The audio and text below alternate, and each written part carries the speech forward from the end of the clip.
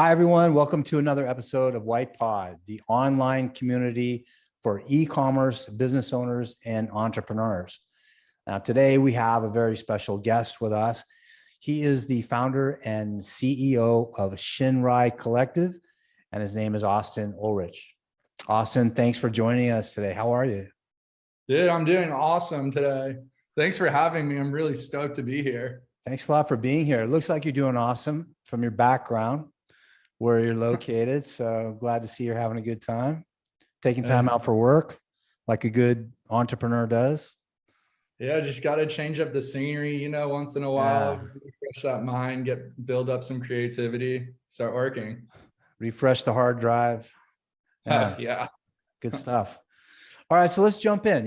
People are curious. So just to help our viewers know you a little bit better, can you share a little bit about your background? Yeah, of course. I'd love to.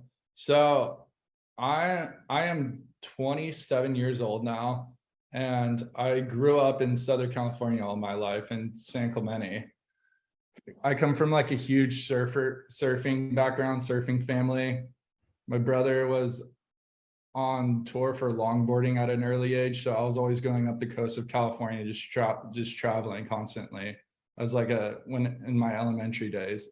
And then fast forward, graduated from UC Santa Barbara with a degree in sociology and this special certificate. It's called technology management. It was more of kind of like an entrepreneurship cert, where because UCSB doesn't have a business program, so that's why I went to that school, just for that certification, because I've heard it's like really renowned. It's helped a lot of people. So that was like my primary focus of attending that school. All right, great. A youngster, really nice. All right, look, anime, it's such a vast industry. I guess it's growing all the time. I've become more and more aware of it over the past, 10, 15 years. So where did your interest in anime begin, and what inspired you to start an anime-based e-com apparel business? Okay, yeah. So anime, I kind of grew up with that my whole entire life, not knowing it at first, like watching shows like Pokemon or like Yu-Gi-Oh, Beyblade, and just those little kid shows. I always found it way more fascinating than regular cartoons, but I just thought they were cartoons at the time. And then as soon as I grew up, I would watch more shows. And the main thing I really liked about it, besides all the action and packed like it throws at you, it gives you a lot of good life lessons, like a lot of life principles that I still carry on today. And that's helped me with like all my challenges and roadblocks, like when just going through life. So I've always wanted to like kind of give back to that community in doing something. And I kind of wanted to always be like kind of like an icon or figurehead in the anime community some way or somehow. And then I just figured I wanted to always start my own business. I like fashion. I like a lot of like the streetwear brands like Supreme, Palace. So I thought to myself, I could do this. Like I started putting the puzzles together, and it just kind of started flowing.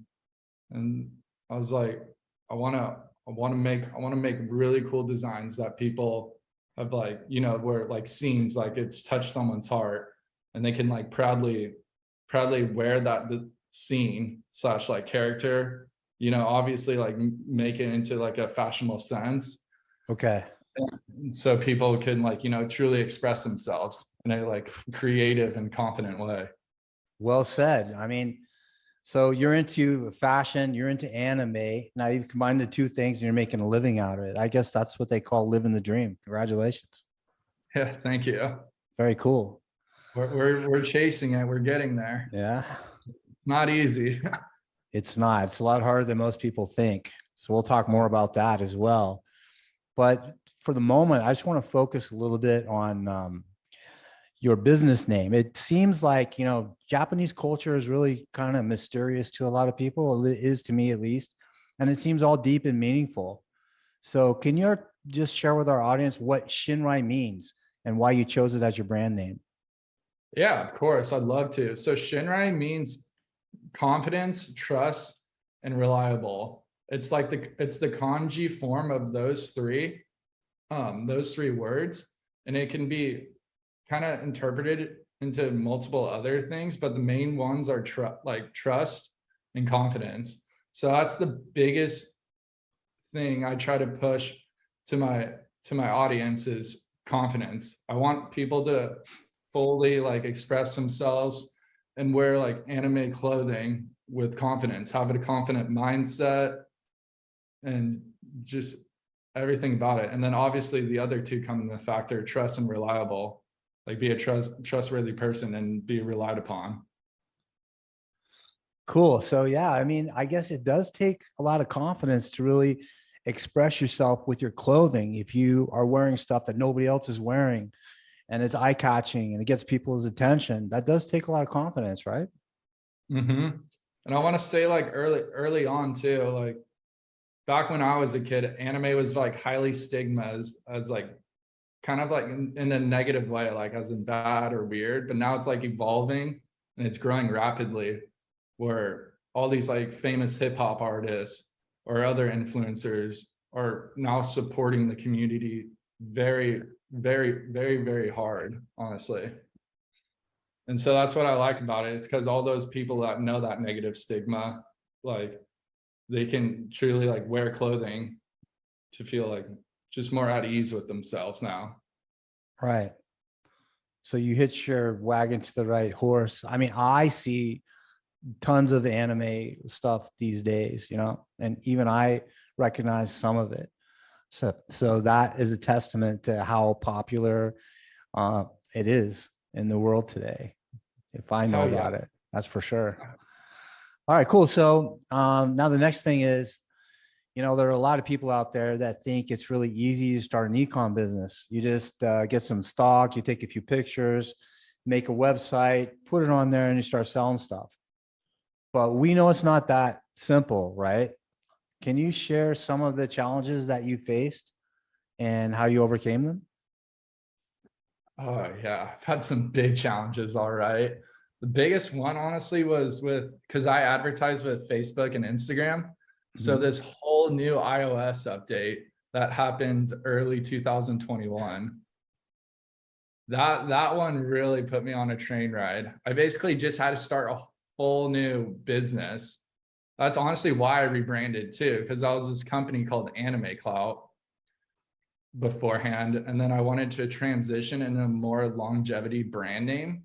And when I did that, Facebook kind of put a red flag on me. They're like, whoa, you're doing something sus over here. And they banned my whole old Instagram account, Facebook page. Oh man. So So yeah, you so got around zooked big time, I guess.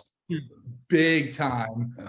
Oh my gosh, that was a nightmare for 4 months. I'm just trying to get my accounts back. I'm like, I did not do anything wrong. All I did was change my name, but I couldn't talk to like a person. They kept like, it kept going through like the processing, the machine, the AI. I Yeah. just kept having to Yeah. talk to that. So that was a huge one, but I didn't want to give up.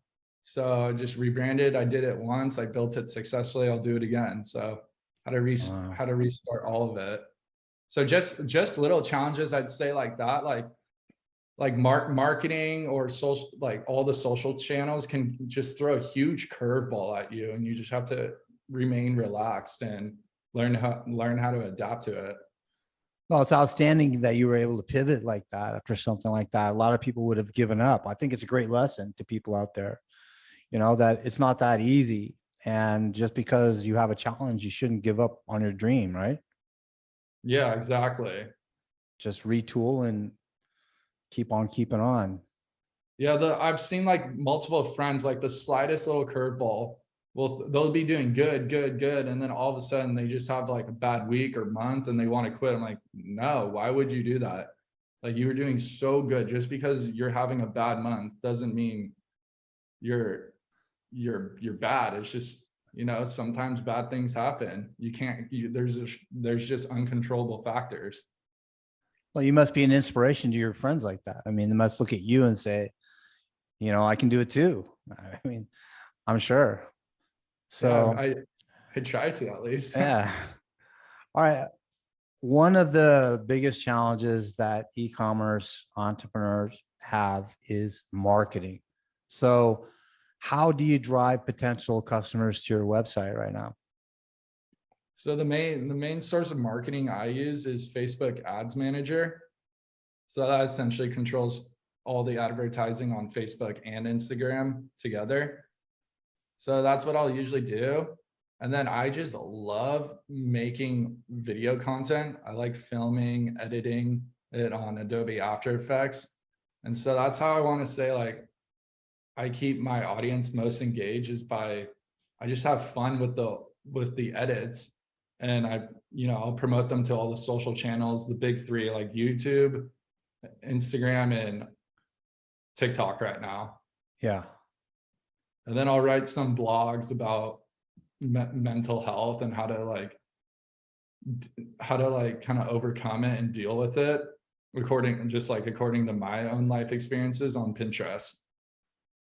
I think I better read those. They're It's good about reads. mental health, you know. It's That's pretty great. good. Yeah, Yeah. I'll go into detail about like how like the mental health in an anime, like in an anime character, and then I like relate it to real life and how this is an actual thing that people will think or go through. I feel like you must have got a lot of positive programming as a youngster when you're watching all this anime without even really realizing it. And then as you became older, then it became more clear, but it was already ingrained in you. Is that fair to say? Am I on the right track? I mean, No, that's completely fair. Yeah. Cause like one of the biggest mottos I remember one of the shows was never give up. And I'd always think about that when like trying to give up. I'm like, it's kind of pissing me off now. But like, I don't want to be a yeah, loser. right on. All right, cool. So what would you say separates your products from the competitions? Yeah. So with my anime apparel, like my merch, I truly try to keep it minimalistic, but yet eye-catching. So I guess except for like my vintage line that's out right now, I try to capture the scenes that I know that have like impacted most people. Like I'll go on reaction videos on YouTube about a certain anime I want to like recreate or redraw and then edit and then make into a design. And so I try to capture those scenes. Like in my vintage designs, I usually will find 3 or 4 scenes of the character's emotions or like him doing something like a power move. And then I'll mash them all up together and then try to create a story through my clothing. And then that story expands more when I make the edit. That sounds really interesting. I'm sure it must get a lot of interest from your audience that way. You have a lot of repeat business, I imagine, right? Wait, what was that? I said, I imagine that you must have a lot of repeat customers. Yeah, I do. I have like, it's kind of 50-50, honestly. I want to say most of them are new time customers. And the ones that do stick around, they give your undying support, which is awesome. Yeah. Like So if 50% of your business is from repeat customers, that's pretty damn good, actually.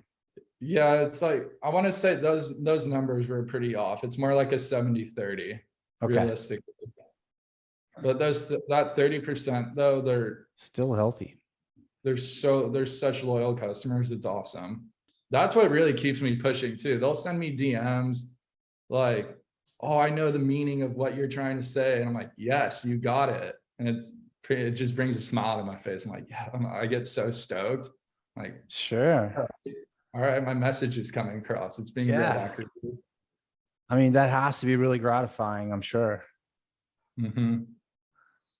Good stuff. Now, you've already given us a lot of good stuff, Austin, but finally, can you share any entrepreneurial tricks that you have that help keep you focused and productive in your day-to-day schedule? Yeah, I got some good words of wisdom. I would say have fun with it. The way I treat entrepreneurship is like, it's kind of like a video game to me, but like professionally. So I'll just have fun. Like I'm progressing, I'm leveling up my business. I'm going. I see it grow and makes me happy. And then when something bad happens, you can't just give up. You always got to continue with like a smile on your face. Yeah. Because like no matter what you do in life, there's always going to be those curveballs. And that's a huge thing with entrepreneurship is you'll have people doubting you, even like family members and friends, and whatever you truly believe, your gut feeling, and it's telling you to keep going and growing, just keep going. A thing I like to do every day is learn something new every single day. I'll watch a YouTube video about new advertising methods or new ways how to edit, and just try to learn something, write it down in my notes, practice it just for 1 hour a day. That's the biggest thing. Yeah, learn something, even if it's like a new recipe for cooking, learn something new every single day, and that'll help you keep moving forward. Oh, you're talking my language. Cooking and eating. Oh, cooking, right? I need to eat breakfast over here. I'm starving. All right, well, we'll get you out of here, Austin. Thanks again for joining us. It's been a real pleasure. I mean, your energy is outstanding. I really enjoyed it very much, and I'm sure that our audience will as well. And I wish you all the continued success in the world. Hey, I really appreciate that. I was stoked to be here. It's fun answering all these questions. And yeah, thank you so much for having me. Enjoy the rest of your day. Enjoy your breakfast, and we'll talk to you later. Of course. Yeah. See you soon.